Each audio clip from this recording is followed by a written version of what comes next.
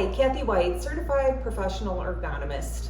Times are changing. During the pandemic, everybody was working remotely and travel was extremely limited. At this point now, years later, you have some sort of permanent office setup, whether that's in an actual office building or it is a permanent work from home setup. However, now more and more people are traveling for business purposes. Let's talk about how you can set yourself up for success, and we're going to talk specifically about the hotel environment and what you can do when you're working with your laptop there. Let's start with talking about chairs. Depending on what hotels you're staying at, there are a variety of chair options that are available for use. Likely they're not going to have all of the adjustability and comfort features that you have in your standard traditional office chair. I see quite a variety in my travels. However, one universal truth that should exist is you have chair height adjustment. So go ahead and make sure that you adjust your chair so that your feet are resting flat on the floor, your thighs are about parallel to the floor, knees at about a 90-degree angle. Hopefully the seat pan, if not adjustable, is not pressing on the back of your knee, but that is something you want to check.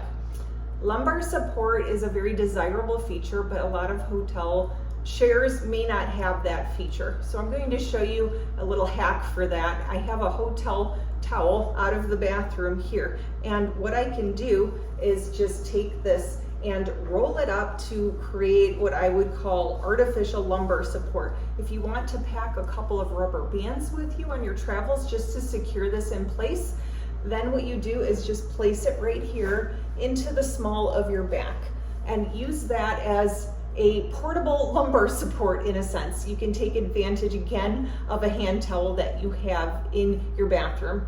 Sometimes, depending on what hotel you go to, the chair may have features that should work but are not.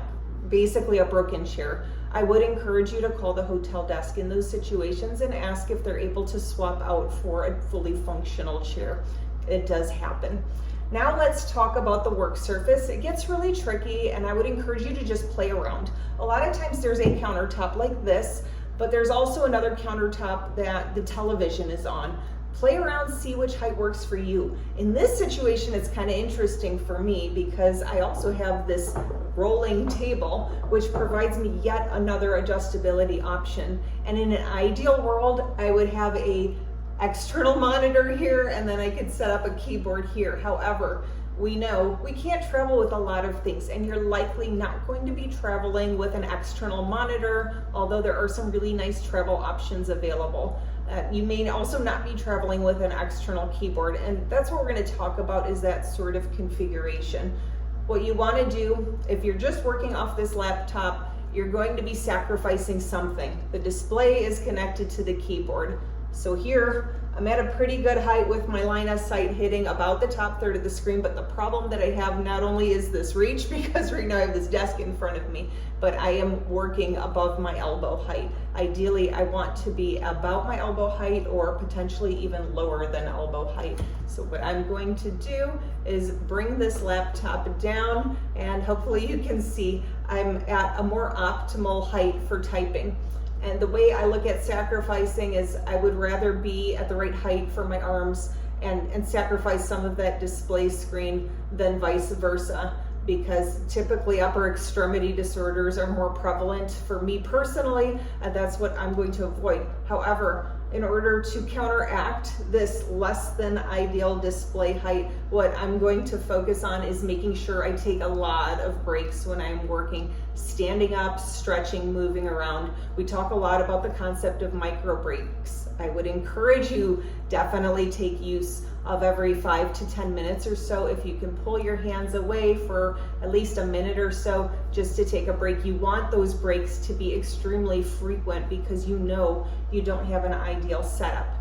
And although you may not be traveling with an external monitor or an external keyboard, one thing I really would encourage you to bring with you is an external mouse. There are so many that are available. Their travel versions are available. They may not fit your hand as well, but if you're in a pinch, go ahead and use those. I go ahead and I travel with a standard size mouse.